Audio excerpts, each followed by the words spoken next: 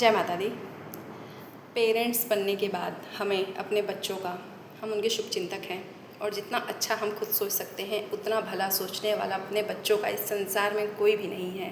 कहते हैं जन्म देना बहुत आसान काम है, पशु भी जन्म देते हैं, लेकिन उन बच्चों को अच्छा माहौल देना, अच्छी परवरिश देना और सबसे मेन चीज़ है उनको इतना कंफर्ट देना माइंड में, दिल में, कि हमसे वो बेझिझक अपनी सारी बातें शेयर कर सकें।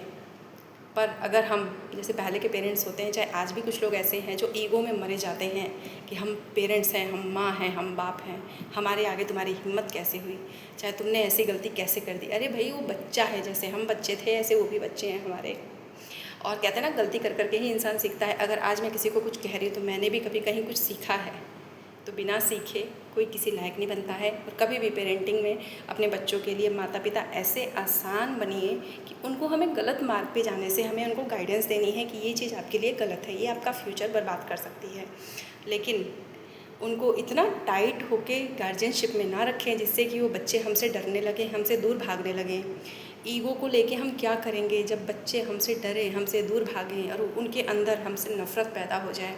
कहते हैं सारी ममता, सारी परवरिश, सारा खर्चा हमारा वहीं पे वेस्ट है अगर बच्चे हमसे कंफर्टेबल नहीं हैं।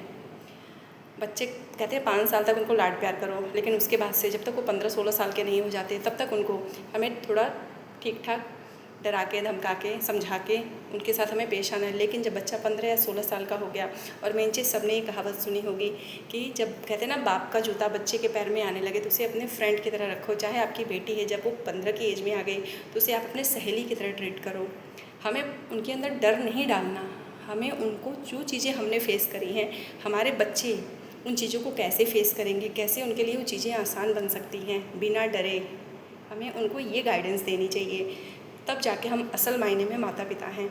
माता पिता ईगो वाले ना बने, क्योंकि जो ईगोइस्टिक लोग हैं, जो अहंकार में लबालब रहते हैं, ऐसे लोगों से हर कोई दूर भागता है।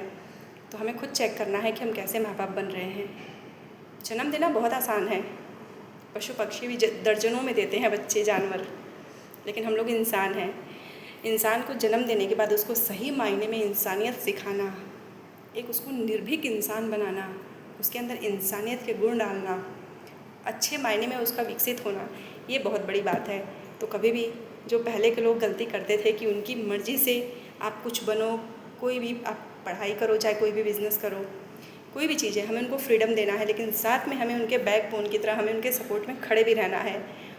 बिना डरे वो हमसे कोई भी बात शेयर कर सकें, कोई भी समस्या वो हमसे पूछ सकें। वहाँ पे हमें ईगो को लेके नहीं आना, क्योंकि जिन चीज़ों को हमने फील किया, हमने महसूस किया, हमारा मेन मकसद होना चाहिए कि हमारे बच्चे उन चीज़ों को ना फेस करें।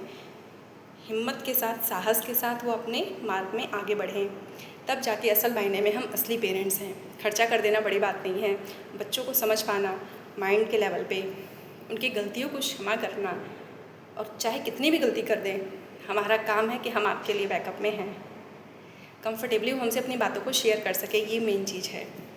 इतने आरामदायक माता पिता बनिए, तब जाके असल मायने में हम माता पिता हैं।